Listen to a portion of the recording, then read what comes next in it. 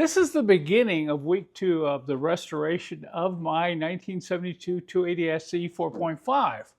If you recall, in the first week, I pulled this thing out of 15 years of storage, hauled it up from Seattle, and we spent a few days getting it running and trying to determine what I was dealing with as far as the mechanical aspects of this car.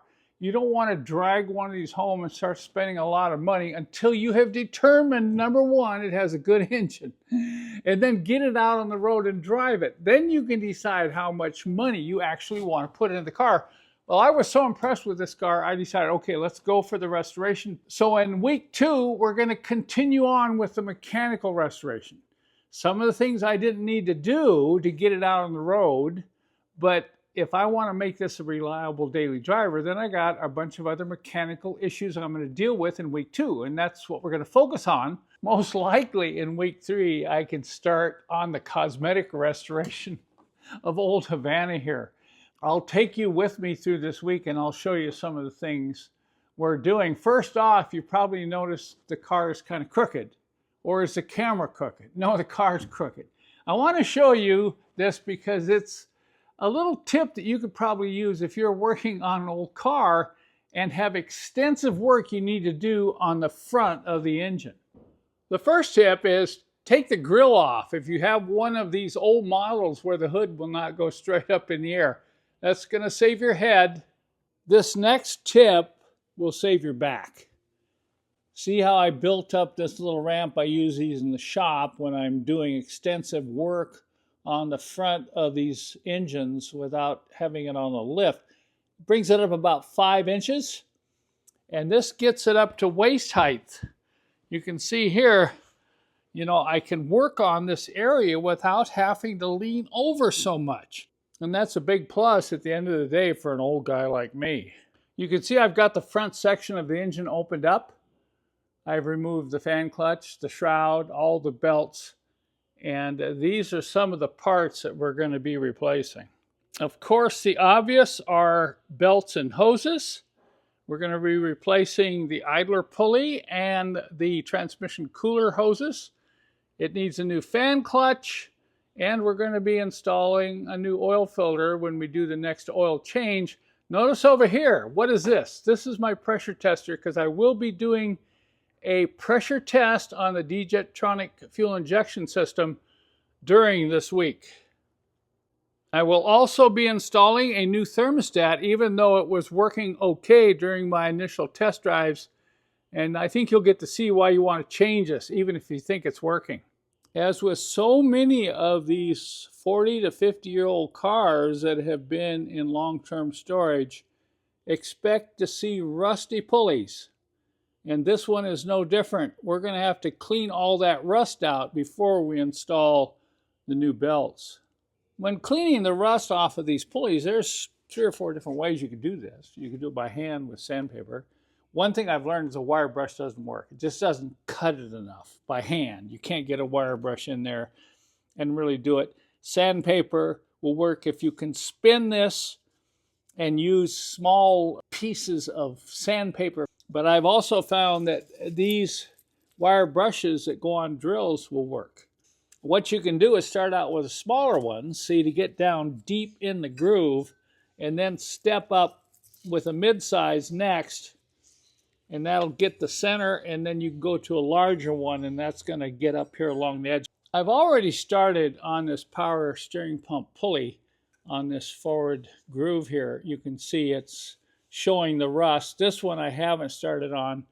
I start out with one of the smaller brushes on the drill, and you can see how this brings that rust right out. You'd say, well, it doesn't look like there's very much rust here, but if you don't get that rough rust out of there, it's going to really shorten the life of your new belts.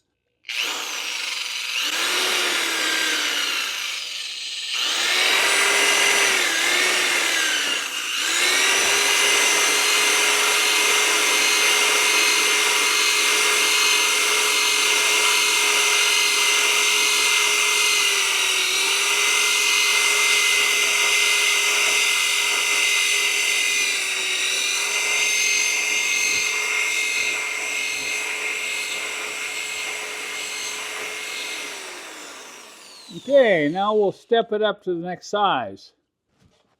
Here's a recommendation when you're replacing your belts on one of these old D-Jetronic V8s.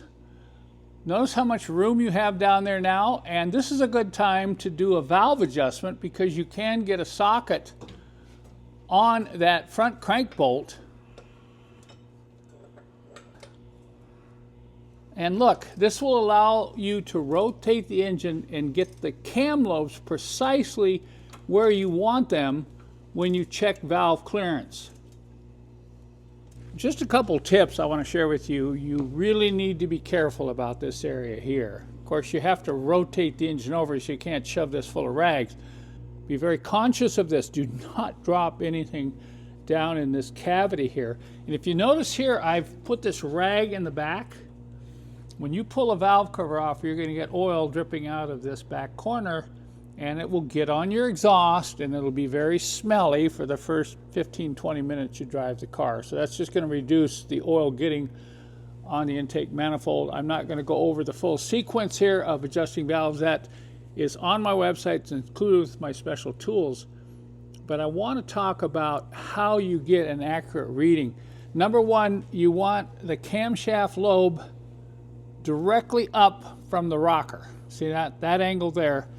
Notice I've got about 4 feeler gauges pulled out. I've got a 7, an 8, a 9, and a 10. This will let me see just where it is, and what we're after is 8 thousandths of an inch, because look, this is an exhaust. It's opposite the exhaust manifold, so I'm looking for 8. So the first thing I'm going to do is I'm going to shove a 7 in there. Okay? Now that's loose. So I've got my 8 thousandths feeler gauge. I'm going to put it in, and you should feel it drag. When you feel it drag like that, you're right. You're just right on the money. I'll take the 7. You can see when you put it in, it just doesn't have any drag at all. So you know that's not the correct reading. So on this one, we're right on 8 thousandths of an inch on the exhaust on these engines. Now this is real important for you owners of the 4.5 and 450 V8 engines of the 1970s. People think the thermostat is down here. It's not. It's here. It's behind this housing. Now, since we already had the alternator out, the bracket only required the removal of these 3 bolts. You don't have to take this off to get this off, but look at the access now to these 3 bolts, because I can guarantee you I'm going to have the same problem with these 3 bolts that I had with that alternator bolt. We're going to have dissimilar metal corrosion going on inside here, and we're going to have to rock these as well. We try to just run these out, you'll break them. The problem is you get coolant down around the bolt, and we had to rock each one of these back and forth, spray them with penetrant, keep rocking. This one down here was really hard to get loose, and if you pull this out, you can see what will happen. It's rusty up in here where it's weak. So if you just get a wrench on this and just torque it like that, you'll break the head right off there. Then you're going to have a lot of fun trying to get this out of the aluminum. Now, getting the bolts out was only half the challenge. This wouldn't budge. You could tap on it with a soft-faced hammer. Nothing was moving. So I had to bring out my wood chisel. I keep a very sharp wood chisel in my toolbox just for this. And very gently, I had to come in here, right there, and hammer on that wood chisel. Finally, it broke loose, and then we could wiggle it out of here. But there it is, folks. This is why you want to change the thermostat in your old Mercedes, even if it's working okay, because this was working. Was holding temperature, was coming up to temperature quickly. But if you don't take it off and clean this up and deal with all this corrosion, then you got much bigger problems down the road. And look here. Look at all this stuff. We've got to clean all this up before we ever reinstall this back onto the engine. I've said this before, and I'll say it again. One of the reasons you want to change the hoses in the thermostat in these old 35 to 50-year-old Mercedes is not necessarily the thermostat's not working or the hoses are about ready to rupture. It's what's inside. When we took this housing off, look at the amount of corrosion. You saw it in one of my previous videos on the short hose here, but we had a lot of corrosion on that housing. And then look what it took to get the thermostat out of this engine. This is one of the worst I've seen. We had to pry and twist and literally destroy the thermostat in order to get it out right here. Fortunately, we were able to clean up the housing. Notice we don't have any heavy pitting here. This is the area that's critical. If you have a lot of heavy pitting and corrosion on this lip right here, it's not going to seal, because this is what goes in and seals on the O-ring when I install the new thermostat. So do not neglect changing all the hoses, all the belts, and the thermostat when you pick up these old Mercedes-Benzes. See me move the pulley? Then the belt is definitely too loose. So we're going to take the wrench now. We've got this loose, we've got this loose, we've got this loose, we've backed the locking nut up. We're going to get the wrench and we're going to tighten this down. And as we tighten it, we're going to keep our hand right down here like this. And we're going to feel it as it comes up on tension. Okay, we've got about 1 inch, 3/4. Now I'm going to over tension it so you can see what I'm talking about. Okay, look at that. See me pushing that? That's about 1/4 inch. So we're too tight there. So I'm going to back it up a little bit.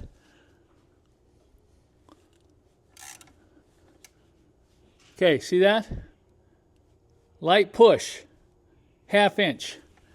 That's where we're going to set it. Now at this point, I've got to get my wrenches. I got to tighten this down. I got to tighten this down. I got to tighten this down.